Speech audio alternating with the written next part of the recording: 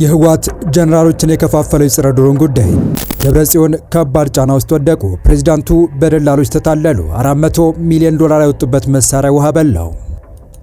በአስቸኳይ ካምፓችሁን ለቃችሁ ውጡ። ሌተር ጀነራል ይልማ መርዳሳ አየር ኃይል ለህወሓት ታጣቂዎች ጥብቅ ማስጠንቀቂያ ሰጠ። መከላከያ በቀጣይ ኢላማ የሚያደርጋቸውን ቦታዎችን አስታወቀ። የኢሳያስና ህወሓት ሴራ በወልቃይት ወልቃይት ለፌዴራል መንግስቱ ቀይ መስመር ነው። ከወደ አሜሪካ የተሰማው ማስጠንቀቂያ በህወሓት ላይ ከሰሞኑ የተፈጸሙት የድሮን እርምጃዎች በጀነራሎች መካከል ከፍተኛ መከፋፈል እንዲፈጠር አድርጓል። ጸረ ድሮን ታጥቅ ያለው ሲል የነበረው ህወሓት በድሮን መደብደቡ የመከዳት ስሜት የፈጠረባቸው አንዳንድ ጀነራሎች ሰራዊቶቻቸውን እያሳመጹ እንደሆነ ታውቋል። በዚህ መሃል ደግሞ ደብረጽዮን በጸረ ድሮን ግዢ ምክንያት 400 ሚሊዮን ዶላር መታላቸውም ታውቋል። ከቀናት በፊት መንግስት በኤርትራ ድንበር አቅራቢያ የጀመረውን እርምጃ ወደ ሱዳን ድንበር አካባቢ በማስፋት ጥቃቱን አጠናክሮ የቀጠለ ሲሆን ይህም የክልሉን ህዝብ ድንጋጤ ጨምሮታል። በማዕከልም የተጀመረው የድሮን ጥቃት ገና ጅማሮ ነው ያለው አየር ኃይል ለህወሓት ታጣቂዎች በአስቸኳይ ከካምፓችሁ ለቃችሁ ውጡ የሚል ጠንከር ያለ ማስጠንቀቂያን አስተላልፏል። የኢትዮጵያ መከላከያን በቀጣይ ኢላማ የሚደረጉ ቦታዎችን መለየቱን የገለጸ ሲሆን የተለዩት ኢላማዎች የትኞቹ ናቸው የሚለውንና ከህወሓት ጋር እጅና ጓንት ሆኖ እየሰራ የሚገኙ የአስመራው መሪ ከህወሓት ጋር በመሆን በወልቃይት ያሴሩትን ሴራና ወልቃይት ለፌዴራል መንግስቱ ቀይ መስመር መሆኑን ከወደ አሜሪካ መገለጹን አክለን ይዘን ቀርበናል። ሰላም ውድ የሉ ዴይሊ ቤተሰቦች እንደምን አላችሁ? ቻናሉን ሰብስክራይብ፣ ላይክ፣ ሼር ያደረጋችሁ እስከ መረጃዎቻችን ፍጻሜ አብራችሁን ቆዩ። ህወሓት በተደጋጋሚ ታጥቂዋለሁ ሲለው የነበረው ጸረ ድሮን የታለ በሚል አሁን ላይ በገዛ ሰራዊቱ እየተጠየቀ ይገኛል። የህወሓት ከፍተኛ አመራሮችና የቲዲኤፍ መሪ ጀነራሎች ጸረ ድሮን ታጥቀናል፣ ከእንግዲህ ከፌዴራል መንግስቱ ጋር ትከሻ መለካካት እንችላለን ሲሉ የነበረ ሲሆን ህወሓት ጸረ ድሮን ከታጠቀ ሰሞኑን እየተፈጸሙ የድሮን ጥቃቶችን ለምን ለመመከት አልሞከረም የሚል ጥያቄን አስነስቷል። ህወሓት ከአውሮፓ ጸረ ድሮን አስመጥቶ በመቀለ ለመገጣጠም ተስማምቶ 400 ሚሊዮን ዶላር ወጪ አድርጎ ወደ ትግራይ ያስገባው ጸረ ድሮን የማይሰራ እንደሆነም የህወሓት ውስጥ ታዋቂ ያወጣው መረጃ ያሳያል። የህወሓት መሪ ደብረጽዮን ገብረ ሚካኤል ፈትለወርቅ ገብረ እግዚአብሔር እንዲሁም ባለሀብቱ አቶ ዳዊት ገብረ እግዚአብሔር በአንድ ወቅት ባደረጉ ስብሰባ ከምስራቅ አውሮፓ ደላሎች ጋር በመነጋገር ወደ ትግራይ የጸረ ድሮን አክሰሰሪዎችና ባለሙያዎችን በማስመጣት መቀለ ወደ ኪሃ በሚባል አካባቢ የመገጣጠም ስራ አሰርተው ሙከራ ሲያደርጉ እንዳልሰራና የመጣውም ጸረ ድሮን ህወሓት 400 ሚሊዮን ዶላር አውጥቶ አዲስ ቢያዝም የመጣው ግን ሰከንድ አንድ እንደነበረ ተጋልጧል። ይህ በሆነበት ሁኔታ ነው ታዲያ ህወሓት ጸረ ድሮን ታጥቂያለሁ እያለ ሰራዊቱን ሲዋሽና ሲያታልል የነበረው ተብሏል። ይህም በህወሓት ጀነራሎች መካከል ከፍተኛ ስጋትንና ብስጭትን አሳድሯል የተባለ ሲሆን ህወሓት ጸረ ድሮን ታጥቋል ሲሉ በነበሩ ጀነራሎችና ምንም መረጃ ባልነበራቸውና በህወሓት ከፍተኛ መሪዎች መረጃ በተታለሉ ጀነራሎች መካከል መከፋፈል መፈጠሩ ነው እየተነገረ የሚገኘው።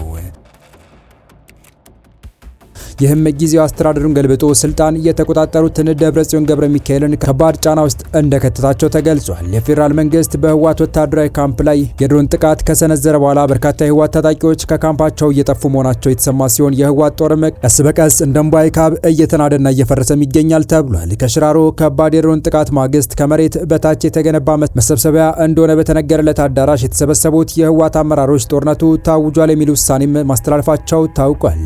የህወሓት ጀነራሎች ጸረ ድሮን አለም በሚል የተጠቀሙት ማደናገሪያ በተደጋጋሚ የድሮን ጥቃት ሲፈጸም መከላከል ባለመቻሉ በተዋጊው በኩል ጥያቄንና ድንጋጤን ፈጥሯል ተብሏል። በዚህም ምክንያት ባለፉት 2 ቀናት በርካታ የህወሓት ታጣቂዎች ከካምፓቸው መጥፋታቸውና አንዳንዶቹ የሀራ መሬት ታጣቂ ቡድን መቀላቀላቸው ተዘግቧል። ቀድሞውኑ በየአቅጣጫው ተበትኖ የተመናመነው ይኸው የህወሓት ታጣቂ ኃይል በአሁኑ ወቅት መንታ መንገድ ላይ መቆም እየተሰማ ነው። በግዳጅ ጭምር በካምፕ ተጠርንፎ የሚገኘው ኃይል የውጊያ ሞራል ማጣቱን ተከትሎ መውጫ እየፈለገ ስለመሆኑ መረጃዎች ወጥተዋል። በዚህ መሃል ደግሞ የድሮን ጥቃትና አሰሳ ተከትሎ በክልሉ ከፍተኛ ውጥረት እየታየ በሚገኝበት በአሁኑ ሰዓት ሌላ አስደንጋጭ መረጃ ተሰምቷል። የህወሓት ታጣቂዎች በአስቸኳይ ከካምፓቸው እንዲወጡ በፌዴራል መንግስቱ በኩል ትዕዛዝ ተላልፏል። በአፈሳም ሆነ በመታለል በህወሓት የጦር ካምፖች ውስጥ የሚገኙ የህወሓት ታጣቂዎች የፌዴራል መንግስቱ እርምጃ ቀጣይነት ያለውና በዲፖና ካምፖች ላይ ያነጣጠረ በመሆኑ በአስቸኳይ ካሉበት እንዲወጡ ነው ጥብቅ ማስጠንቀቂያ የተሰጠው ተብሏል። አዛዦቻችሁ የራሳቸውን ጥቅምና ዶላር እንጂ የእናንተን ደምና ህይወት ፈጽመው እንደማይፈልጉ መሬት ላይ ካሉት ሁኔታዎች በመረዳት ይህንን እድል በአግባቡ ልትጠቀሙበት ይገባል ያለው ፌዴራል መንግስቱ እርምጃውን ግን አጠናክሮ እንደሚቀጥል አስታውቋል። ከሰሞኑ መንግስት በወሰዳቸው የተቀናጁ የአየር ላይ ጥቃቶች በርካታ በርካታ የህወሓት ታጣቂዎችና ንብረቶች የወደሙ ሲሆን ይህም በትግራይ ክልል ይታይ የነበረውን ጭንቀት ይበልጥ ጨምሮታል።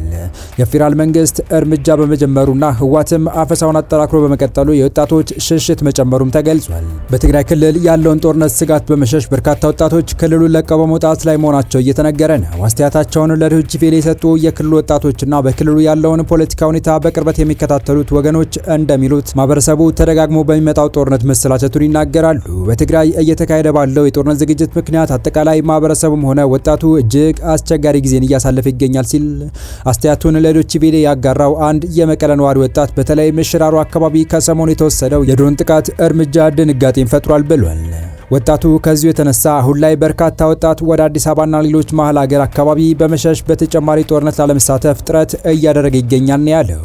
በክልሉ በተለይም ከመቀለ ውጭ ባሉ አካባቢዎች ላይ ወጣቱ ወደ አስገዳጅ የጦርነት ምልመላ እየገባ ነው የሚለው ወጣቱ ከዚሁ የተነሳ የተቻለው ወጣት በሙሉ ትግራይ ለቆ ለመውጣት የተቻለውን ሁሉ እያደረገ ነው ሲል አስተያየቱን ሰጥቷል። ሌላው የመቀለ ከተማ ነዋሪ የሆነው ወጣትም ባከለው ተመሳሳይ አስተያየቱ ወጣቱ አሁን መማር መስራት እንጂ ወደ ጦርነት መግባት አይፈልግም በማለት እሱ ራሱን ጨምሮ በርካታ ወጣት የማይከፍለው ዋጋ እየከፈለ ከክልሉ እየሸሸ እየወጣ መሆኑን ገልጿል። ወጣቱ ራሱም ከክልሉ ለመውጣት የአውሮፕላን ቲኬት ቆርጦ እየተጠባበቀ መሆኑን የገለጸው። በቀጣይ መረጃ የወልቃይት ነገር ለፌዴራል መንግስቱ ቀይ መስመር ነው ሲል የአሜሪካው ተቋም አስጠነቀቀ። ተቋሙ አዲስ ባወጣው ዘለግ ያለ ሪፖርት ሻዕቢያ ህወሓት ወልቃይትን በቶሎ እንዲቆጣጠር ይፈልጋል ሲል በወልቃይት የኢሳያስ የፖለቲካ ቁማር ምን እንደሚመስል አጋልጧል። ከዚህ በተጨማሪም ህወሓት ወልቃይትን በአጭር ጊዜ ለመቆጣጠር ኃይል እያዘጋጀ ስለመሆኑ ወታደራዊ ካርታዎችን ጭምር ይዞ ወጥቷል። አክሌድ የተሰኘው የአሜሪካው ተቋም አዲስ ባወጣው ሪፖርት የደብረ ጽዮን አንጃ ጊዜያዊ አስተዳደሩን አፍርሶ ሙሉ በሙሉ ስልጣን መቆጣጠሩን ተከትሎ በመጪዎቹ የክረምት ወራት ጦርነት እንደሚከፍት ግልጽ ምልክቶች አሉ ሲል አስጠንቅቋል። ህወሓት በአሁኑ ወቅት ጊዜያዊውን የክልሉን አስተዳደር በስልታዊ መንገድ በማስወገድ ስልጣኑን የተቆጣጠረውም የተበታተኑን ኃይሉን ለመሰብሰብ በማለም እንደሆነም አትቶ ቡድኑ አሁን እያደረገ ባለው እንቅስቃሴ ሙሉ በሙሉ ከተጠናከረ በኋላ የመጀመሪያ እርምጃ በሚቀጥሉት ጥቂት ወራት ውስጥ ወልቃይትን በኃይል መቆጣጠር እንደሚሆን ተቋሙ ተንትኗል። ይሁን እንጂ ራሱ ለጦርነት እያዘጋጀ ያለው የህወሓት ቡድን ወልቃይትን በኃይል የመቆጣጠር እንቅስቃሴ ለኢትዮጵያ መንግስት ቀይ መስመር መሆኑን ተቋሙ አስጠንቅቋል። ለዚህም ፌዴራል መንግስቱ ወልቃይት ላይ ከፍተኛ የመከላከያ ኃይል አሰማርቶ አካባቢውን ከሚያስተዳድሩት ከነ ኮሎኔል ደመቀ ዘውዱ የተከዜ ዘብ ጋር ተቀናጅቶ ሰፊ ወታደራዊ ስራዎችን እየሰራና እየተዘጋጀ እንደሚገኝ ጠቅሷል። እንደተዘጋው ህወሓት ወልቃይትን በኃይል ለመቆጣጠር ከተንቀሳቀሰ ቀጠናውን ወደ ለየለት የጦርነት አዙሪት የሚጎትት ጦርነት ማስከተሉ ፈጽሞ አይቀርም በማለትም የሱዳንና የኤርትራን ኃይሎችን ፍላጎት ጭምር ጠቅሷል። ጦርነቱ ወልቃይት ላይ ከተለኮሰ በቅርብ ርቀት ላይ ያሉት ሻዕቢያና የሱዳን ኃይል ህወሓትን ደግፈው ሊሰለፉ ይችላሉ ሲልም ተጨባጭ መረጃዎችን አስደግፎ አቅርቧል። ህወሓት ወልቃይትን በኃይል ለመቆጣጠር እርምጃ ከወሰደ የጎረቤት ሀገራት ኃይሎች በተለያዩ መንገዶች እንደሚገቡበት ሳይታለም የተፈታ ነው የሚለው ይህ ሪፖርት በተለይ ሻዕቢያ ትግራይን እንደ መከላከያ ቀጠና በፈር ዞን መጠቀም ስለሚፈልግ በአሁኑ ወቅት መከላከያ ሰራዊት የሚቆጣጠረው የኤርትራ ቁልፍ አዋሳኝ ወልቃይት በህወሓት እጅ እንዲገባ ድጋፍ እንደሚሰጥም ገልጿል። ሻዕቢያ ምንም አይነት የሀገር ውስጥ ጫናዎችንም ሆነ የዲፕሎማሲ መዘዞችን መቋቋም ስለሚችል ህወሓት እንዲህ ያሉ ድንበሮችን እንዲቆጣጠር ይፈልጋል በማለት ተንትኗል። እዚህም አሁን ላይ ውጥረት ውስጥ የገቡትን ኤርትራን፣ ኢትዮጵያና ሱዳንን የሚያዋስነውን ወልቃይትን ከመንግስት እጅ ማስወጣት ላይ አተኩሮ እንደሚሰራም ጠቁሟል። አሁን ባለው የሻዕቢያ ትግራይን በፈር ዞን አድርጎ የመጠቀም ስልት እንደተፈራው በኤርትራና በኢትዮጵያ መካከል ቀጥተኛ ጦርነት የመፈጠሩን እድል ከፍ ያደርገዋል። ነገር ግን ሁለቱም ወገኖች እንደ ሱዳን ያሉ ጎረቤት ሀገሮች ተቀናቃኝ ቡድኖች መደገፋቸውን ሊቀጥሉ ይችላሉ በማለት አስጠንቅቋል። ይህም የውክልና ጦርነትን በወልቃይት ቀጠና ሊያስከትል ይችላል በማለት ነው የማስጠንቀቂያ ሪፖርቱን ያወጣው። ወልቃይት ላይ አይቀሬው ጦርነት ከተቀሰቀሰ ተቋሙ ከህወሓት ጋር ቅንጅት ፈጥሯል ያለው የአማራ ፋኖ ብሔራዊ ንቅናቄ አፋብን አስተላለፍ ምን ሊሆን እንደሚችልም ግምቱን አስቀምጧል።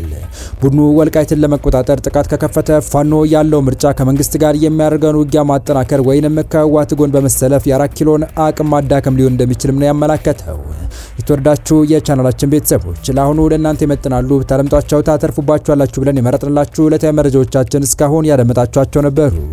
በተመሳሳይ ሀገራዊና ቀጠናዊ ጉዳዮች እንዲሁም ዓለም አቀፋዊ የጂኦፖለቲካ ወታደራዊና አነጋጋሪ ክስተቶችን ለበለት ተከታትለን በትኩስ ይዘን እንደምንቀርብ እያሳወቅን የቻናሉ ቤተሰብ ካልናችሁ ሰብስክራይብ፣ ቪዲዮ ላይክ እና ሼር በማድረግ ተደራሽነታችን ታሰፉ ዘንድ አክብሮታዊ ግብዣችን ነው። አበቃን። ሰናይ ጊዜን ተመኘን።